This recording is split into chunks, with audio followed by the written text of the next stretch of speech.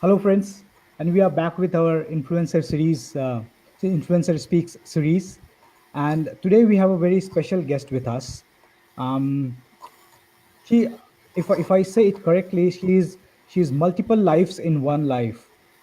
She is a PhD. She has done PhD in neuroscience. She is a model. She's an entrepreneur, and you will see much more. A sports person, uh, and I was surprised when I was reading about her, that how it is possible that one person can do so many stuffs parallelly. I've already described about her in the description of the interview. You must have gone through it. But let me take this opportunity now to invite Fabiola herself, and let us ask her how she manages to do all these stuffs and what is her success mantra. I'm inviting Fabiola now. Um, Hi, Fabiola. Hi, how's everyone doing? I'm fine, and I guess our audience are also good. We will see soon people who are watching it live. How are you, Fabiola, today? I'm doing all right. I'm still here in my lab, as you can see, finishing The- up with work, and as always, trying to balance everything all at once. Okay, so you are still you. When do you finish mostly? Like every day? When do you finish? There's no set time. I finish when the work is done, and there's always more work to be done. I try to be disciplined and keep myself to a specific amount of hours, but that's very difficult when you're running your own company. I think that's one of the problems which every entrepreneur faces, huh? I imagine so. I think that everyone goes into entrepreneurship to have their own freedom, be their own boss, but essentially, when you're your own boss, that means that work doesn't happen unless you make it happen. Very true. Very true. I can imagine that, and I can personally feel that, and I've heard from a lot of entrepreneurs that there is no fixed time to end your work, and there is no fixed time to start resting. No, you have to But make time. you have to make time. Yeah, You have to very make true. time. So, Fabiola, I want to start with your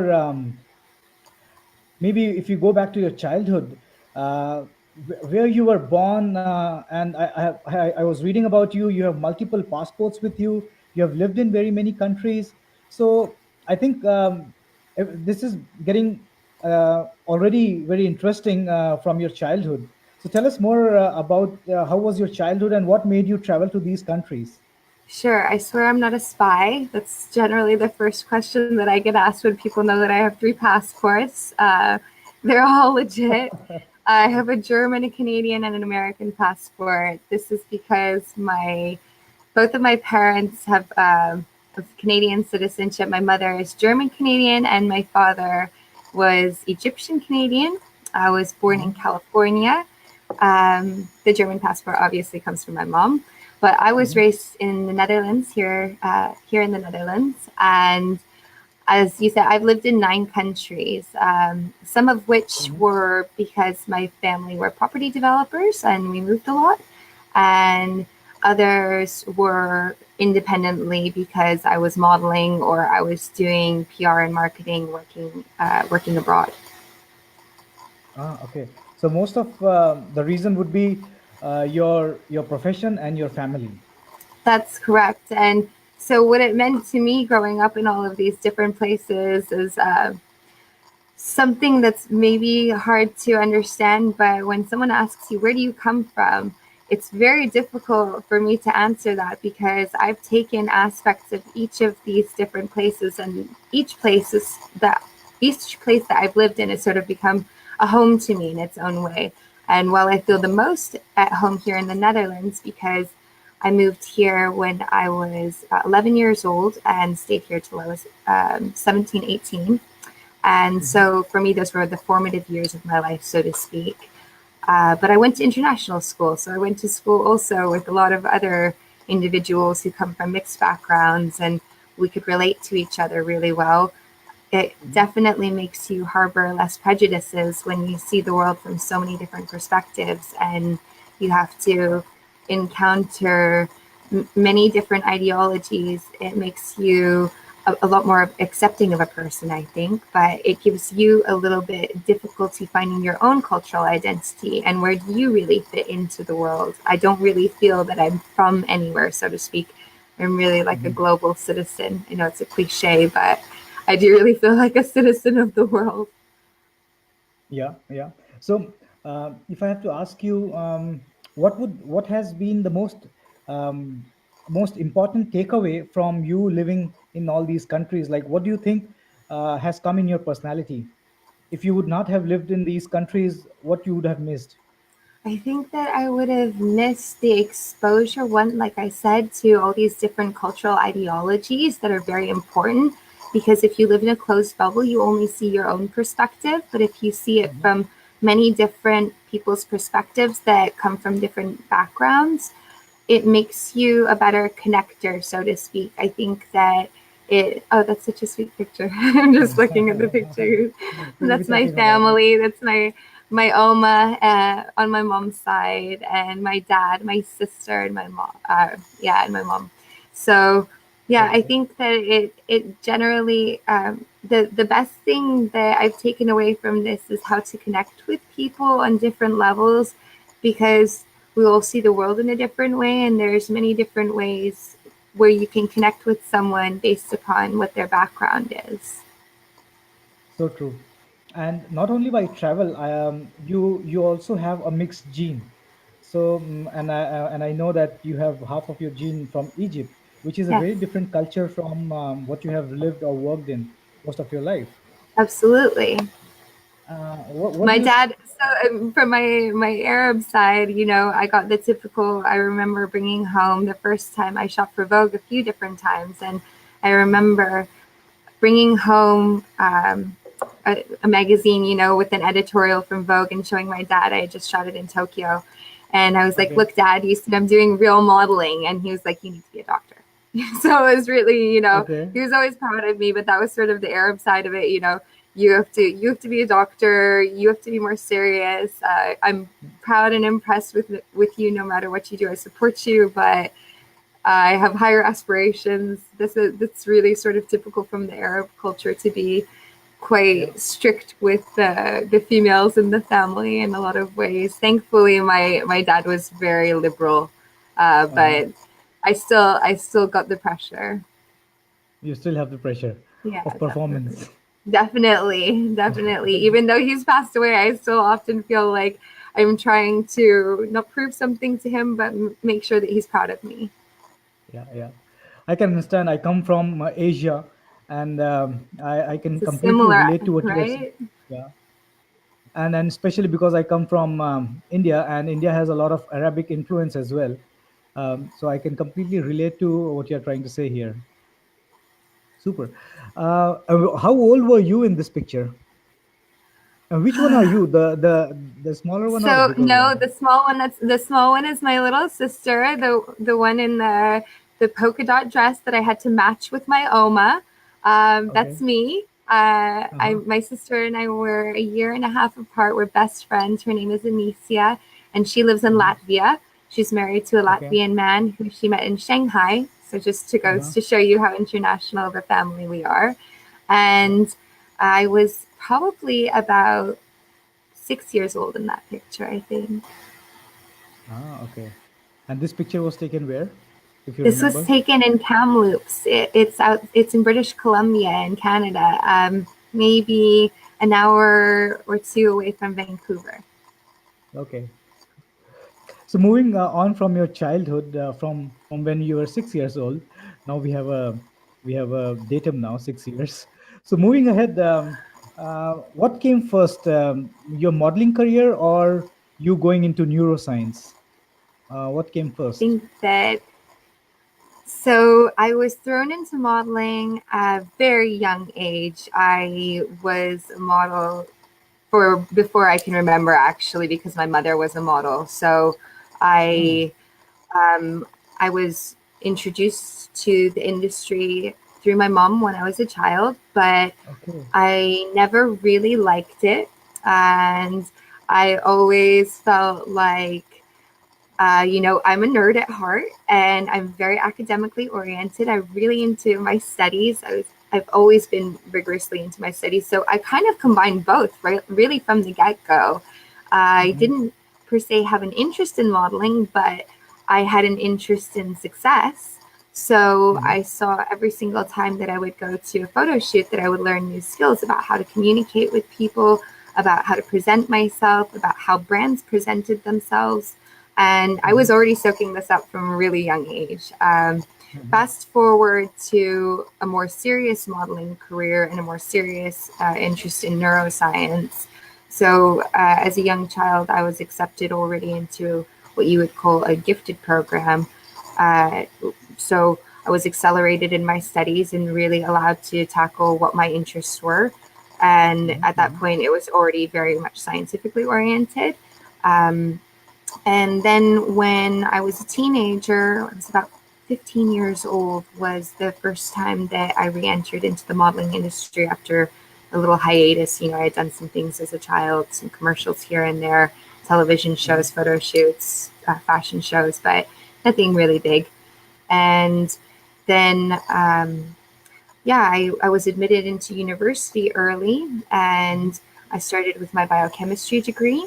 And shortly thereafter, Biochemistry. I was scouted, and Mm-hmm. I had sort of your typical scouting experience where I was like, oh, like, is this really interesting to me? Do I really want to do this? But it was something that I didn't want to deny the opportunity of without exploring. And Mm-hmm. so away I went, meanwhile, still continuing on my bachelor's degree in biochem.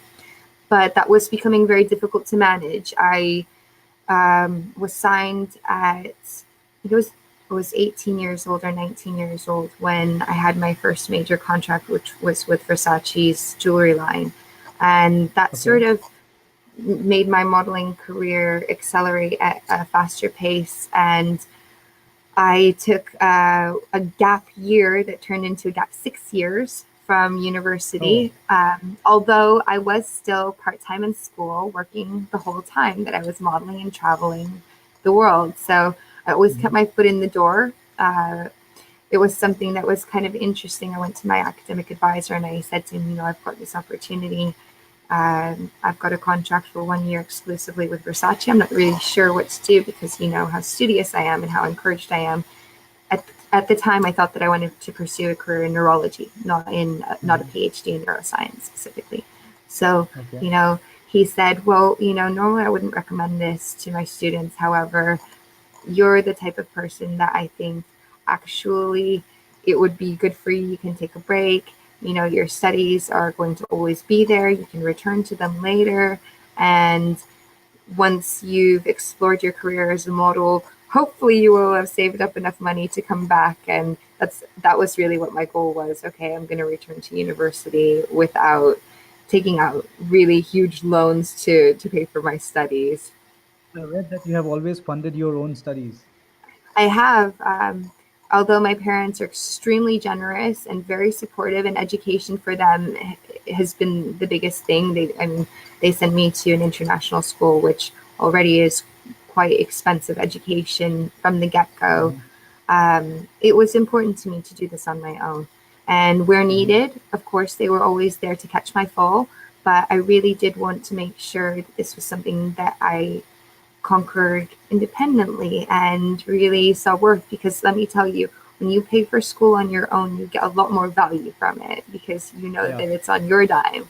So, Exactly. yeah. I exactly when you have to pay, even if you have to pay for one lesson, I'm rest assured that that lesson will be the most important one for your life, and you will get the most out of it. Very well said, Fabiola. So I'm again going back to the starting of your modeling career. You said that because of your mom, you were able to get into the modeling career, but you have been there and been there for some time now. What I do was, you yeah, suggest? 15 plus years in the industry. Yeah. What do you suggest the budding models or people who think they should go or they should not go? What should they do or do? Can you define a kind of path for them? How So, how should they start? Okay, so it's a cutthroat industry. I think that people should understand that when you're going to try to become a model, or if you want to become a model, you need to be prepared to hear a lot of really negative things about yourself and have a thick skin for it, and understand that that's not necessarily a reflection of you as a person. It's just a lot of the time a certain look is in at a certain time, and you might not fall into that look. The ideologies that are set as standards in the fashion industry are very, very harsh. And Yeah. the sample sizes that designers produce their clothing at, with the exception of plus size models, is generally a size 0 to 2, which is incredibly skinny. And it's very difficult if you just don't have that stature naturally. It can create a lot of I think that for a lot of young ladies, they think, okay, I'm just going to really work out hard, or maybe even some young ladies will develop eating disorders based upon these photos that they see. But Yep. I think that the advice that I would give to anyone that would be interested in starting modeling would be, first of all, be realistic with yourself. I know that sounds really harsh, but are you the right fit? Can you really do this? And do you think that you really have the potential to take all of this criticism that you're going to receive along the way and not make it a part of you, such that it really impacts your life in a negative way and you can't focus on your own identity anymore? Like I said, most of the time brands sort of have, they want a blonde, or they want a brunette, or they want a specific ethnicity. So just because you didn't fit into the mold doesn't necessarily mean that you're not beautiful in your own way. And I think that a lot of young ladies, or young men, if they are interested in modeling, think that it's a very glamorous industry. Also, just know that it's not very glamorous. It has glamorous aspects to it, but you will be living out of a suitcase, especially at the beginning of your career. And many, many models struggle greatly to make ends meet, because we travel and we bounce around from country to country, market to market, living in almost dorm-like situations, and essentially, sorry, That's okay. Yeah, it's essentially, okay. yeah, it's a really, really cutthroat industry that you have to make sure that you're sort of prepared to take on, and just don't think that it's all glitz and glam. But again, I am personally not experienced modeling as a career option, but again, I have read this, and many models say this, so I'm assuming this is 100% true. Um, what about the if I have to ask you, what about the first month? For example, if today I have to, if I decide that let's go in a modeling career, what do I do in my first maybe 2 3 months? Do I have to email a lot of people, or do I have to make phone calls? How do I get my first contract, or my first modeling order? That's very difficult. So what you will do is, generally what you would approach a few different agencies that have open calls. So you look in your area, in your city, you look up what the reputable agencies are. There's different markets. There's commercial markets, that's more like catalog and television, like commercials, like the way that you're used to them. And then there's high fashion modeling, that's more runway and editorial campaigns. So you look up different agencies in your city that are reputable, make sure that they have good reviews, check out if you sort of fit with the mold of what they're looking for on their roster. You can see all of what they call their face board. You can see who their new faces are. That's usually a good indicator of who they're interested in signing at the moment. Start young. I know that it's crazy, but we start out at about 14 or 15 years old. You can't get into modeling later on. You can, of course, actually, there's exceptions to every rule. I really shouldn't say that. Go for it. If you're interested in that, who am I to say what's what? But we start very young. They start us very young. Generally, you would take Polaroids. If you would get a request, you would send some snapshots. The agency would either invite you in for an open call. Like I said, there are certain days where they would just be looking for new faces. You go in, you meet with the agency, and they'll take, like I said, Polaroids of you, because they want to see. They'll ask you to come in bare face, no makeup. They want to see what you look like without any makeup on. And generally, they'll ask you to wear a bikini and do a catwalk for them. That's pretty typical. You'll do your pictures, and then they'll let you know whether or not they're interested in arranging a test shoot for you. A test shoot is a shoot that is not paid, but you get to keep the photos from the shoot. The photographer benefits because they get new pictures for their portfolio, and you benefit as a model because you've got some free pictures for your portfolio. If you're lucky, you get that arranged for you, if the agency really likes you. If not, then you might have to pay for a shoot on your own. The agency might see potential in you, but be prepared to invest in yourself. Good photographer for a couple of looks can cost, a very pretty penny. I know most of my,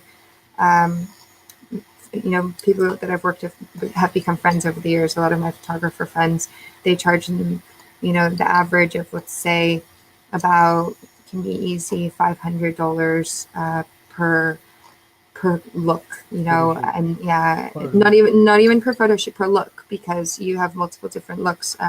If you're lucky, if they're doing, they might be doing like a 3-for-1, so they'll do 3 different looks and you pay a set rate, but it's not cheap. And you have a lot of young ladies nowadays. We're in this different phase. Modeling is not what it used to be. You have a lot of influencers now, and it's easy enough. This is another piece of advice I would give to young ladies if you're interested in modeling. You can create your own brand and your own following just through your social media. You don't necessarily have to be with an agency. A lot of these girls don't meet the height requirements, which are, if we want to talk in feet and inches, for a high fashion model, you should be above 5'8" and, above, let's say, 175 centimeters. And if you don't meet those height requirements or the weight and size requirements, then an agency might not look at you. But that doesn't mean that you're not gorgeous and you don't have something to offer in terms of branding yourself. So you might be able to still seek out being an influencer and creating a brand for yourself on social media. And then at that point, brands may approach you to advertise their products on your page.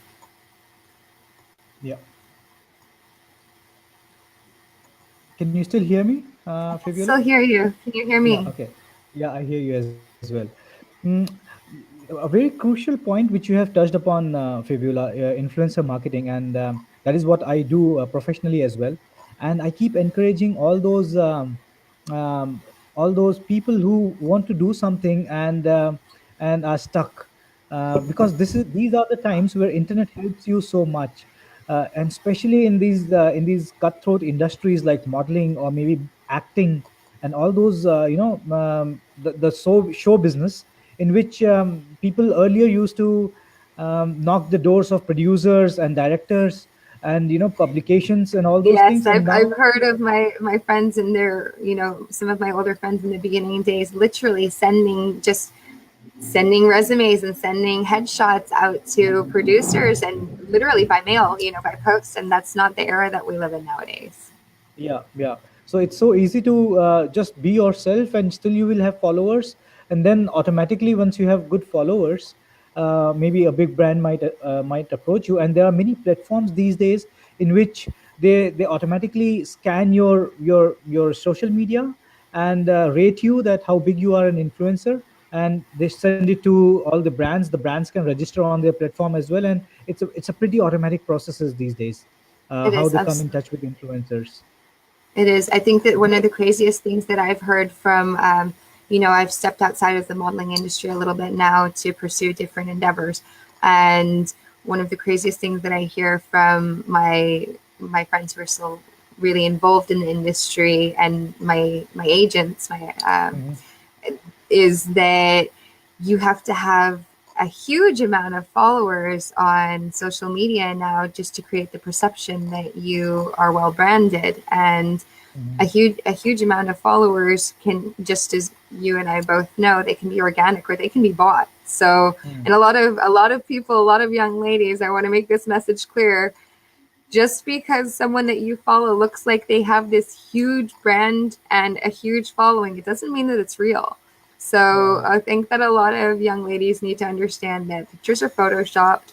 things are not perfect. Everything is not as it seems when it's portrayed online in this perfect way. I take about 100 pictures to get the picture, and then I edit it and post it. And, it takes me time to come up with all of those different hashtags and research what's the relevant time. I look at my, all of my different statistics about where are my users, what are they looking at, what are they interested in, what I'm posting. And a lot of young ladies don't realize that that's not what's going on a lot of people's pages. They'll actually have bought about 15,000 followers, and they're all just bots essentially going around, and either empty accounts or bots that have just gone and liked their photos or generated some comments. It's a crazy world that we're living in nowadays. You are touching upon some very, very deeper points of social marketing, social media marketing, and all those stuffs. I didn't expect that from you, but seems like you are pretty knowledgeable in online marketing as well. Maybe I I should. try to be. And it's so important, and especially with your industry. And I know that the kind of things you do, um, there might be so many other things which are not surfaced or which are not talked about you, but I'm pretty sure you must be doing that. So my question would be, how many takes did you have for this perfect picture? Because you're talking about taking 100 pictures and then one is perfect. This was a photograph taken by a photographer named Stradtang, and he is in Hong Kong. He's an amazing photographer. I really enjoyed this shoot. It was super late at night. I was really tired, and I remember that some of my shoots, you would show me the pictures, and I've literally done, I would dare to say thousands of shoots, so some of them I would be like, huh? People will send me pictures that they find of me from billboards, and I'm like, oh, I don't really remember that shoot, but this shoot I do remember. And I think that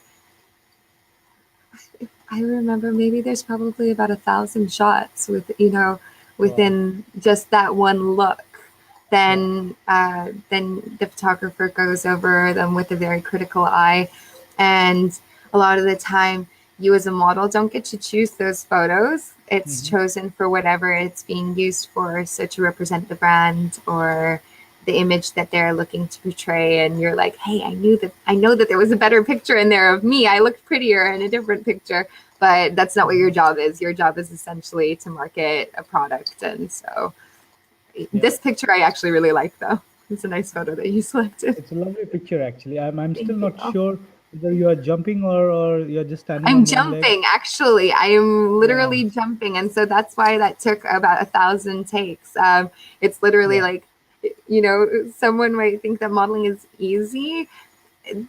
It's not really that easy to manipulate yourself into these really strange positions and jump around in high heels. Is a little bit of acrobatics involved in it sometimes. I can imagine that. Cool. So now I'm shifting topics because when I'm talking to you, of course, I'll be shifting a lot of topics. You do so many things, so I have to jump on other stuffs. You told me that your brain functions in a certain way, which is a little special than how a normal brain functions. Tell us about it. I read that, but I didn't understand completely. So I thought I'll be asking you on the interview itself. That's So okay. what's that speciality? So I have autism, which means that, and I have something that you call high functioning autism. Okay. So I'm communicative. I'm able to speak with you and I'm able to look normal, but my brain processes the world differently. And Mhm. since we perceive everything about the world through our senses, I perceive the world quite differently because my brain is structured in a different way in a neuroanatomical sense. So I have if you're talking about the things that I was writing to you about, I have a hard time filtering information. I take in everything really all at once. It's Mhm. very difficult for me to inhibit, like you're able. A really classic example is like the cocktail conversation in a bar. You're trying to talk to one person, but there's many different things happening around you, and what you call a neurotypical person, meaning someone who doesn't have autism, is able to really fixate on just that conversation, whereas I'm trying to fixate on the conversation, but my brain is sucking up every other thing that's happening around me. And this is great. I'm very detail oriented. I notice a lot of things that might go missing from another person's perspective, but it can be very challenging at times. It's draining, and it takes a lot of energy for our brains, which are essentially little computers, to be utilizing all this computational power in order to figure out and piece together a world that, for me, if I don't piece it together in the right way, sometimes it doesn't always make sense to me, because that's one of the downsides of having autism. So, tell me if I'm understanding it all right. You so instead of focusing on one stuff, your brain absorbs a lot of inputs, and you have to execute them in your mind, all of them at once. That's a Is that? nice way to explain it. Yeah, I try to slow it down, but really the analogy that I often give people is like a chess game. My brain works like a chess game. I'm literally at every moment, I'm analyzing what one move would be, and then what the counter move would be, and what the other potential moves are going to be, and how this is all going to add up to create a bigger picture. But in terms of really fixating on things, I fixate very much on details, one detail at a time. So I can't really see the bigger picture all at once, but I can really fixate on each of these individual components all one at a time, in a very almost obsessive way, to the point that I have to utilize a lot of cognitive energy. It's almost mathematical to piece things Mhm, together. It's like a puzzle. mhm. And then those pieces all fit together, and that's great. That makes me a really focused researcher, because I can work for an enormous amount of hours on projects that I find interesting to me. But that's all also a little bit difficult socially speaking. If you can Mhm. imagine that you're trying to have a Yeah, conversation with someone, and other things are happening in your peripheral, and you're not able to fixate on just the task at hand, yeah. because essentially you're picking up all these different When things. did you come to know about this? Because most of the I'm assuming that most of the people, when they talk about or hear about autism, mostly a visible picture comes to your mind. Yeah, Um, I think that a lot of misconceptions about autism exist, and education is key in mhm, sort of explaining to the world that, one of the major things that I get when I tell someone that I have autism is, you don't look autistic, or you don't sound autistic. mhm. And then my response is, well, what is someone with autism supposed to look or sound like? It's a Yeah, spectrum disorder. So yeah. that means that there are many different levels of which someone could experience. Essentially, there are similarities between what we Mhm. all experience having autism, but there are many differences too. So typically with females, we get diagnosed a lot later on in our lives. It's not that I didn't know something was different about me my whole life, and Mhm. that people, my very close friends, my family, my teachers, everyone would tell you that I was always different since I was a little Mhm. girl. And it was very clear. As I told you, I was put into a gifted program even from a young age. I was allowed to excel in my niche interest, which is science. Yeah. And that was really fantastic. So it Mhm. was suggested to my mom and dad when I was about 11 years old that your daughter may be autistic. She may have high functioning autism. And my parents did not pursue the diagnosis at that point, Mhm. because it wasn't interfering with my life in as much of a way as it started to later on. And Mhm. for yeah, for me it was. It wasn't visible. I was doing what Yeah. I've given a talk recently. I was doing something, what I call masking. It's not why I call it. It's Mhm. a term called masking, which is basically putting on a front and pretending that everything is okay, and that you're Yeah. experiencing the world in the same way as everyone else. But it was really difficult for me already. And Mhm.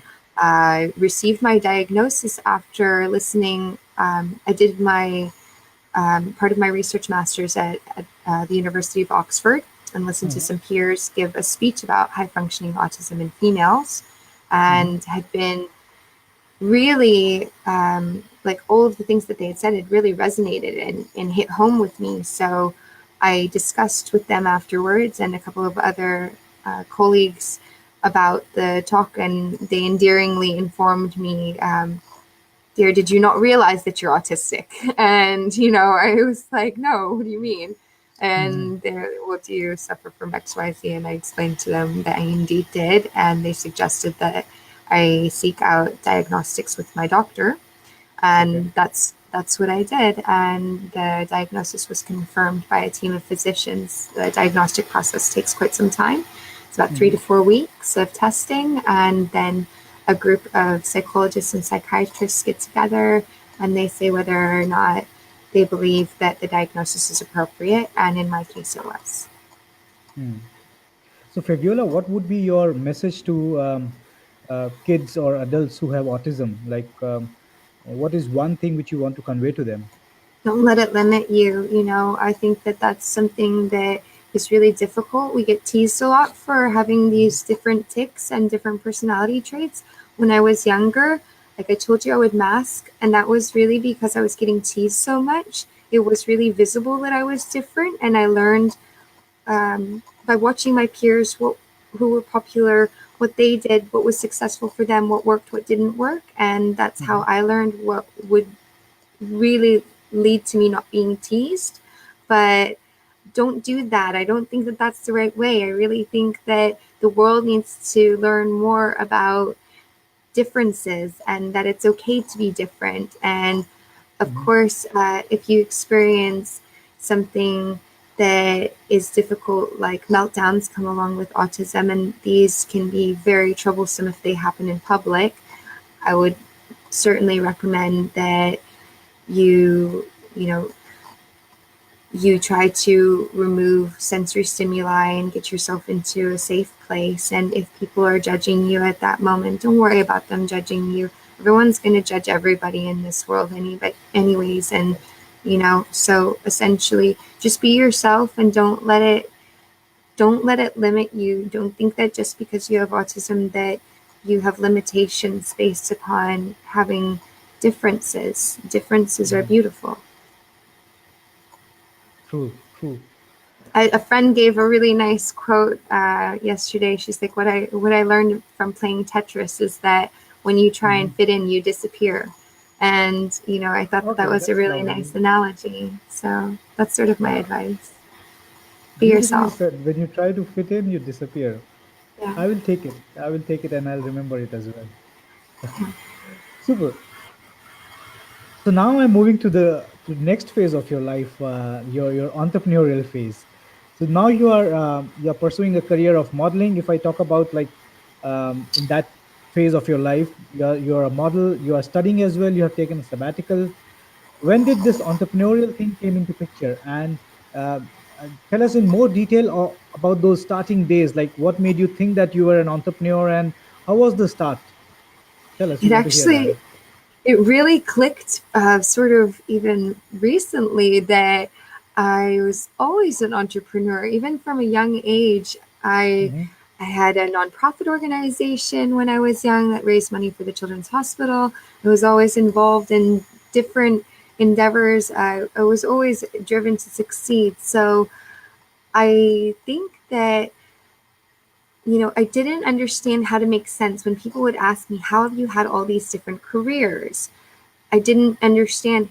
Hey, I'm an entrepreneur. That's how I've had all these different careers. I have a lot of Mm-hmm. different aspects of my personality that I've utilized to my benefit to make each of these different careers successful. So, as a model, what I really took away from being a model, now you better believe that every photo shoot, I wasn't just sitting there taking pictures. On set, you have perhaps the CEO or the marketing director of the company, or many different very influential managerial positions there. And they're discussing branding, and they're discussing all their price points, and they're discussing how are they creating this, this product and marketing it to the world successfully. So I was picking up on all of these things. And from there, when I was modeling out in Shanghai, I started a little bit earlier. I was hired because of having quite a large connection base from being a model. That's one thing that's wonderful. You build a lot of connections when you're modeling. I was asked by the Tao Group. Tao Group is world famous. They have nightclubs and restaurants all over the world, and they cater to A-list celebrities constantly. So I was asked by them if I would be interested in doing VIP hosting and marketing for the Tao Group. That was sort of my foot in the door. And so I started doing that, but of course I'm still modeling simultaneously. Um, because of this experience, when I was modeling in Shanghai, I was asked by a PR firm there if I would be interested in doing the same thing in Shanghai. Okay. Mm-hmm. And I decided to take up the opportunity. I planned to stay for 3 months and I stayed for 3 years. Okay. So that, you know, that just goes to show you things don't always happen as they are planned. Yeah, Uh, absolutely. I I ran the PR firm in Shanghai, Hong Kong, and I also worked in Tokyo for some time. And from there, had a brief stint in geopolitical lobbying, and I then came back to the United States. I was always sort of bouncing around. You know, I kept a residence in California in geopolitical marketing. Excuse me, lobbying and marketing. I decided to come back to the States and get more serious. At this point, I had done almost all of the classes that I could potentially do online for my biochemistry degree. And I was coming back during summers to finish my lab classes and really trying to keep my foot in the door. That was really difficult also. So I always been a jack of all trades. I really can't say that there was a moment that I haven't ever been an entrepreneur. I think this is part of my spirit. And Mm-hmm. yeah, that's a really long-winded answer, but essentially that sort of catches us up with where I got my foot in the door Yeah. back in university in a serious way. I decided that it was really difficult. I remember having a big cry with my modeling agency about it, but they're like, Bob, we're so proud of you because you get to leave your career as a model of your own volition without being pushed out. Whereas a lot of models, you know, there's a short-lived period where you can model and you could get too old for modeling. Believe it or not, models tap out very young unless you go on to do commercial things. Yeah. You're going to tap out in your early 20s. And I was lucky enough to model um, into my 30s. And yeah, I did really well. So I was really happy that I did. I did get to leave the industry on my own terms, but it was difficult and, you know, it was a sad thing. I didn't, you know, I thought like, oh, I'm retiring from modeling. Now, of course, I No. still dabble in it here and there and I get asked for shoots. I was recently requested from my agency to head out to Paris again to shoot some things, which unfortunately don't have the time for right now. But So I'm nonetheless, I do observing. still get offers. Uh-huh, uh-huh. Go on, go on. And Yeah. no, so then, you know, at that point was that was when I decided to become a research assistant at two different neuroscience labs and began my serious career as a neuroscience researcher because at the time I realized that I didn't want to be a neurologist anymore. I didn't Mm-hmm. feel that learning an all encompassing medical knowledge was necessary for me to study what I'm most passionate about, which is brain behavior relationships. So I Mm-hmm. decided that a PhD was a better fit for me, and away I went. And Yeah. um, So yeah, there. So I'm observing that whatever you have done in your life, there has always been an entrepreneurial way of doing it. So when you're doing modeling, then also your brain was taking on the on the entrepreneurial side of it. And now correct. when you were studying neuroscience, and we'll now talk about your startup on which you have which is based on neuroscience. So when you're studying neuroscience and then also your entrepreneurial brain is working, and then you shaped a company out of it, and then of course you got Absolutely. a huge funding as well. So tell us about that startup. How did that take shape, and how did this funding go about? A lot of our viewers would love to know about the funding stuff, because these days many people start up and think of funding. So tell us about those stuffs. Okay, so this was a really difficult journey for me. Actually, I started my Mm. PhD at the University of Oxford, but I lost my position and I was devastated. I was absolutely heartbroken and didn't know what to do with myself after that. It was completely unforeseen, but it was during Brexit, and this happens in research. There are certain things that you can't anticipate, and funding was not a possibility at the moment. So I wasn't able to continue on with my project, which was very hard news. And it was sort of like, okay, now what? Mm. So the now what was, I came back to the Netherlands and I began to apply for PhD positions here, but there was nothing that was really striking my fancy as, yeah, this is the right fit for me. And I Mm. knew that I wanted to create something. My interest has always been in translational research, which means research that can be directly utilized or translated in a way that makes a real impact in people's lives and their daily lives, not Mhm. that takes years and years and years to reach the market. Mhm. So I was always involved in these translational studies, and I was lucky enough to gain a PhD position at the VU University Amsterdam. Mhm. And I had the position but no funding because I decided to do it in the Netherlands. Generally, you're offered a position with funding attached to it, but it's a very specific research trajectory, and you should just research exactly what they're asking you to do. You get some Mhm. freedom on how you're going to do that, but that's really the project that you're offered. And I didn't Okay. want to do it this way. I wanted to do my own project, my own research. So Mhm. while my supervisor, Eric Scherder, who in the Netherlands is also a famous science communicator as well as neuroscientist. He was very supportive of my endeavors. He said, "I don't have any funding for you, but we'll figure it out Okay. together." And Okay. we we went the traditional route originally. We tried to apply for grants. In the process of me doing this, and I'll tell you because it will make more sense when I explain to you what I'm actually doing in terms of my research and my startup. But in the Yeah. process of doing this, I realized that I actually have a product, and that if I were to receive a grant, that my university would own 1/3 of the rights of whatever I created, as well Okay. as whomever sponsored my grant would own the other third.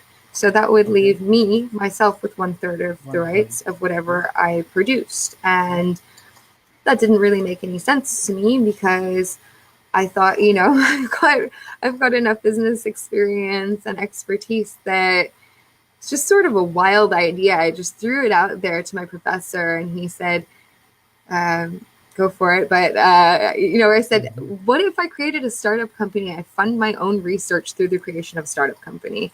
And Okay. he told me, let's go talk to the legal office at the university and ask if there's conflict of interest and if we Mhm. can indeed do something like that. He said, I've never heard of this being done before. I've heard of spin off companies happening from PhD research, but never an Yeah. actual startup company founded by a student in order to fund their own research. So Mhm. that's how it came about, was just an absolute driven desire to get my PhD funded Okay. and a realization that I have a product. So, what I research is how to utilize virtual reality technology to benefit stroke patients. And I'm specifically targeting cognitive deficits following a stroke. So, everything that I do in my life, I want it to be accessible and translatable such that it, like I told you, it doesn't take many years for this research to hit the market. VR is a hot topic. It's a really big thing right now, and it's Mhm. very timely. So, since they're already applying this with stroke survivors in motor function to recover their motor function deficits, because depending upon where an individual experiences a stroke, what part of their brain was impacted, they will have Mhm. a multitude of deficits that could be either motor or cognitive related. And Mhm. motor function is very, very commonly addressed post stroke in rehabilitation. However, research shows across the board, and I also experienced anecdotally through working with hundreds of patients, that cognitive rehabilitation is not adequately addressed. Yeah. And if it Faviola, is adequate, yes. I will pause you here because I'm using the maximum of biology which I've studied, and I'm trying to understand the motor nerves and all those stuffs. and I can also see in your background that there is that, because you're talking about virtual reality, so you have that. I don't know what. Yeah, this one. Yeah, exactly. Mm, So right here, you've got an HTC Vive set up. There's an Oculus right there. There's another Vive, and there's one of the more high-end Google Cardboard setups behind me. We're in a tech lab, so we've yeah, got yeah, some yeah. really fun things. Now, When so explain me again. I'm so sorry, but explain me again that I'm trying to connect the dots. So you're talking about motor nerves and stuff like that, and then you are talking about VR. But I'm sorry, but I still didn't connect that. What's the objective? Like, what are you trying to solve? I'm so sorry. So that's okay. That's no problem. It's complicated stuff. And you didn't study neuroscience. You're an entrepreneur yourself. So I don't expect that this is easy. And I would love to explain it. I'm sure if you didn't Uh-huh. get it, many of our viewers might not have gotten it either. Essentially, what happens, let me break it down. What Yes. happens is if an individual experiences a stroke, part of their brain is damaged. Okay. Depending upon what part of their brain that's damaged, because our brain is very specialized for different functions, they Mhm. could be motor functions like moving your arm or moving your legs, moving your Yeah. hand, or they could be functions like memory, attention, concentration, all of Lovely. these different planning, right?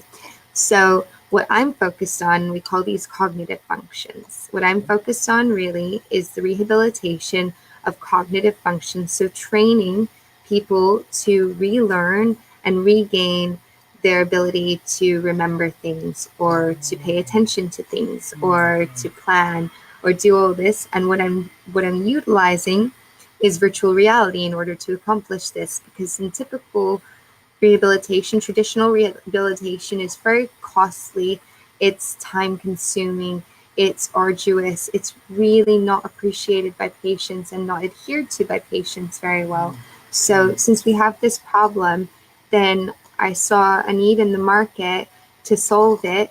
And everyone loves playing games, no matter how old you are. We all enjoy playing games. Gamification is a huge thing in the future. That's why VR is also such a big thing. So, I decided that if I would create a rehabilitation program that was based on scientific evidence, mhm, utilizing VR, which adds an additional component of immersion because then patients aren't distracted and they're completely immersed in a virtual environment where they play games and think like brain games. We've got lots of mhm, brain games that are out on the market already, mhm, but this is really specifically tailored towards rehabilitation, neurorehabilitation of mm. cognitive deficits following a stroke, and eventually for other clinical populations too. I Yeah. don't want to just stop at stroke patients, but we have to start somewhere. Yeah, yeah. So the patients will wear these glasses and then they will experience something in front of their eyes, and that Yes, will they'll help play a them. game. Yes. So now it's such a coincidence that few months back, I think 1.5 months back, I was in Eindhoven, and there was a Philips innovation thing going on at their. I forgot the name of the place, but it was Philips.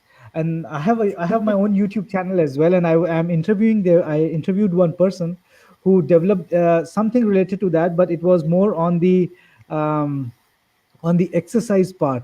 So one has to wear this glass, and then there'll be balloons in air, and there'll be specific areas where the balloons will You be, to and then you pop have to them with their jump and hand. pop them. Yeah. Yeah. That's So fantastic. It's just yeah. unfortunate, as I was saying, that motor rehabilitation is very often addressed, but cognitive rehabilitation isn't. So Hmm, that was hmm, where I hmm, saw there's a really big need in the market for this. And hmm. if it's not being fulfilled, then why not let it be me Yes. that's trying to tackle this problem? And we've gotten an extraordinary amount of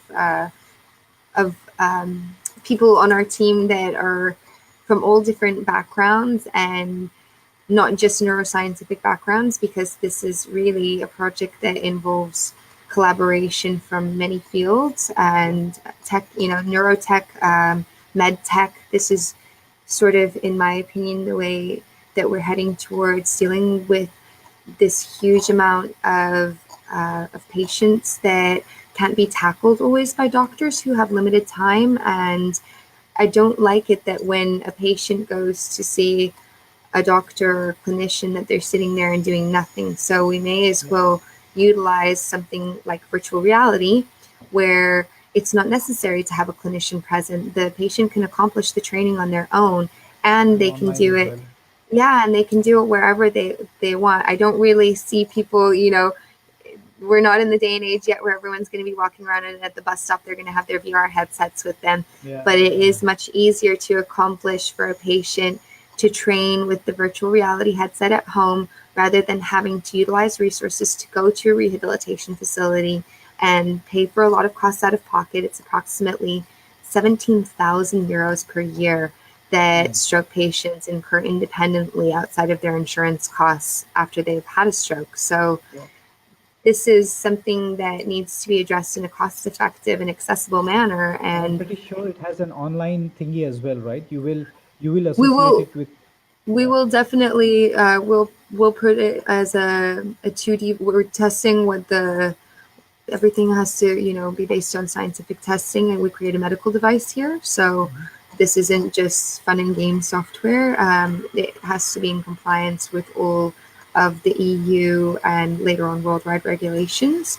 So yeah, essentially, we will create different versions of it that will be available for PC and for just solely utilizing on a cell phone. We're moving into augmented reality later, and mixed reality as the technology becomes. The AR technology is not exactly where we would like it to be right now for us to develop the products the way that we want, and mixed reality is not inexpensive enough, making it less accessible of a solution. So we're heading towards these different things, but right now we're just solely sticking with VR. Super. Yeah. Um, we are we are almost At approaching a the end time. time, but I don't want to miss this question about how did you get the funding, or what's the funding story? The funding Because I story is see, very nice, especially for your viewers yeah. who have a background from India. You never know where things are going to come from. I went to every single different avenue really that I could get to, all these different conferences, and I really followed and stalked the keynote speakers, and I Hmm. presented them with this idea. I stuck with my gut instinct. I went with he's a venture capitalist who has a venture capitalist group. There's actually now a board of directors that works with me, and they sponsored my project and gave me my over 1 million euros in funding. Yeah. Thank you guys so much for all of this. But this was from one of your previous interviewees, Ritika, Ritika. had sent me to the Netherlands Indian business meetup. And Ah, my investor was one of the keynote speakers at this. He was talking about medtech and how it was going to be so huge. And I approached him afterwards, and it took about a year of negotiations. I put my money where my mouth is. I matched his first investment. I shouldn't say his because it's a group of investors, but there was one individual that I was particularly in contact with in the first instance. mhm. And from there, I told them, if I put in 25K, will you guys put in 25K? I know it's a small amount, but it's going to get us somewhere. And just started working very hard, producing results, put together a 3-phase plan, and hit all the targets for my plan above and beyond what was expected of me. Showed great tenacity, and at a certain point, they said, "We're ready to secure you with your 1.2 million," and sign contracts and all the legal good things that I did. I'm learning along the way because I studied neuroscience. I didn't study business or entrepreneurship, but these are things that you can tackle and figure out along the way. So how And did you so, reach to this figure of? I'm sorry. Yeah, go on. I'm no, sorry. I was just gonna say there was something that you had asked me in our pre-interview questions. That was, what are the 3 things that you would really offer to entrepreneurs as advice? Is, Yeah. the first thing is you're going to hear no a lot of times that your idea Hmm. is not good enough. The second Hmm. thing is persevere nonetheless. And the third thing is make sure that your product, even though if it's a great idea, make sure that it really is a good market fit. If your Hmm. product might be a great idea, but it might not fit into the market right now, or it might Hmm. not fit into the current market that you're exploring, you can explore other markets. So for me, it was just sort of a gut feeling that this this venture capitalist group was going to be the right one for me, and proving myself by producing results, writing everything out, being diligent, making sure that I had certain targets that I knew that I wanted to hit and needed to hit, and making sure that I hit those targets. And Mm. after I jumped through a lot of hoops, and I still jump through a lot of hoops all the time, I continue to gain secured confidence from my investors, and that was really what led to them putting so much money into my business. How did you reach this number? Like they helped you reach, they evaluated. 1.2? No, I put together a comprehensive business plan where I researched what would Yeah. be necessary between both the technological and scientific clinical components of what I'm creating with them. I came phase within each phase. I had a specific amount that I felt would be sufficient in order to hit those targets within that phase. Super. Super story, Fabiola. Wow. I wish I had more time to talk in detail because, wow. I mean, you have all the micro details which really an entrepreneur needs in planning their stuff. But time is the king. So before Time we is wrap up key. wrap up this interview, I have one question from one of the viewers. I'm putting it on the screen. Chinmay Kulkarni, he asks, how do you handle the situation or stay motivated when you think of an idea which might work, but is so huge that it shatters your confidence instantly? I think this question is very much related to you, Fabiola. And this question Chinmay put up a while earlier before even hearing your business idea. But I think in your business idea, this question is very apt. What do you have to I speak think about it? I think that it's just essentially what I said. Just making sure that you understand that you are going to hear no a lot of times, and you have to build a thick skin for that. Hmm. Because if you're confident that you do have a good idea, you've done the market research, and you know that it's a good fit in whatever particular market, it fulfills a certain need that is required, and that you think is going to be accepted by a customer base in a good way.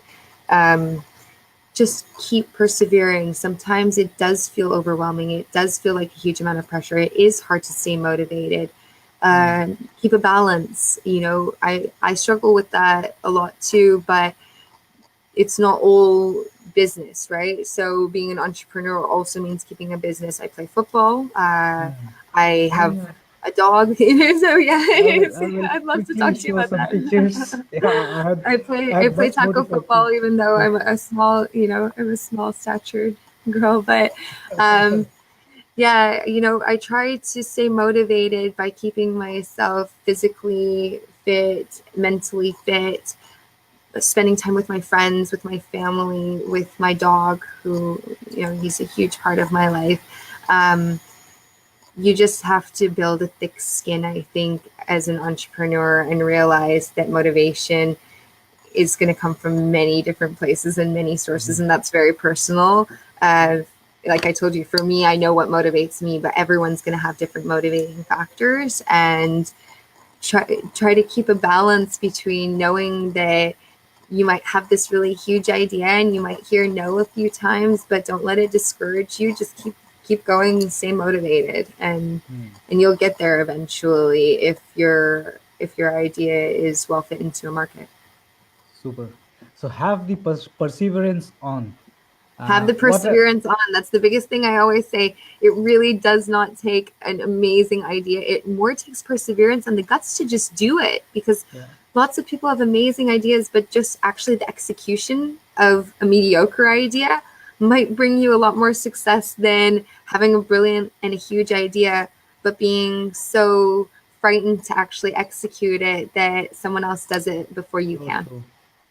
You have hit the bullseye, I guess, Fabiola. That's one thing. That's, I think, the core of entrepreneurship. You have wrapped it nicely. And Thank you. what a way to end this interview. I wish I had more time, and maybe after this interview, I will talk to you and maybe meet you personally as well. I would love to see your office one day. Would be a pleasure. You're more than welcome to come over to Amsterdam and visit us here. Super. So I wish you a happy day, and I don't know till how long you'll be working today, but take rest as well, Thanks. Fabiola. Thank you very much. I will do my best to do so. Super. So on that note, we will say bye to Fabiola, and this interview has come to an end. Uh, mm, So, friends, do let us know how did you feel about this interview and your queries to me or to Fabiola as well. I will communicate to her as well, and maybe you can talk to her. I have shared her social handles on the event page, so you can get in touch with her as well if you have some questions related to her business or about anything what she does in her life. So, till next time, this is Piyush from Page Potato, and we will meet you again in our next interview with one of the influencers. Thank you so much. Good evening from Netherlands. Bye bye. Hi.